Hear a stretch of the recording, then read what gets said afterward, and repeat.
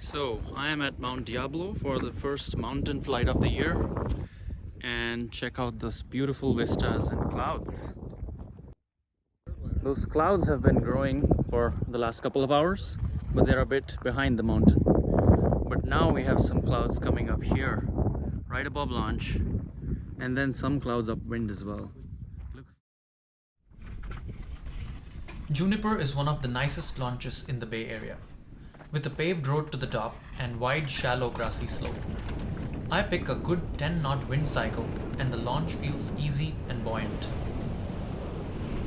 After some scratching along the high Juniper Ridge, I find a decent climb of 500 feet that allows me to come back to launch and check in with the others. No one seems to be hurrying to launch, but if I had a radio, I would tell them to go now before the cloud shade comes in.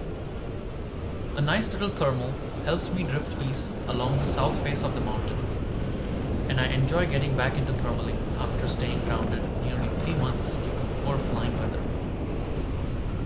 But it's satisfying to see the entire landscape turn green after the bountiful winter rains, which cause the break in flying. I always enjoy zooming around the little visitor center building at the summit. There are a lot of spectators today since it's a weekend with good weather, so I give them a good show with hopes of motivating some of them into the sport.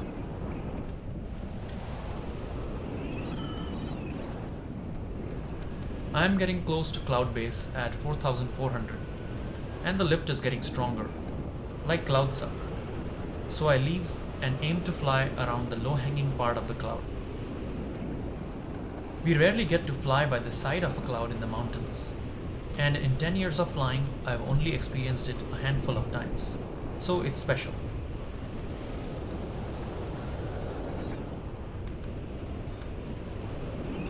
I don't want to fly behind the cloud to avoid losing sight of the mountain, and to avoid getting too low to be able to make it back over the south side. So I head back. After that memorable experience, I find a lot of sync on the way back, and the clouds finally shade most of the south face, and I get below launch altitude. It's fun to scratch the grassy green slopes, but the ridge lift is too weak to stay in. I want to land at the LZ we parked our car at, which is a 6-to-1 glide away from here, to the northwest, so I bail early. I find a few more bubbles of lift along the way over the low hills, which help extend my flight to over 1 hour. But now it's time to plan my landing approach at this section of Lime Ridge Open Space Preserve in Walnut Creek. Pilots call this Blake's LZ. The plan is to go uphill, ignoring the wind direction, but there are obstacles that I need to fly over and around. I manage my speed and altitude carefully to come in low enough so I don't go too far up the hill, but high enough to safely clear the power lines. The uphill slope eats up my speed quickly, and I have a nice but abrupt touchdown. It wasn't a long flight, but definitely made me feel alive again. Thanks for watching.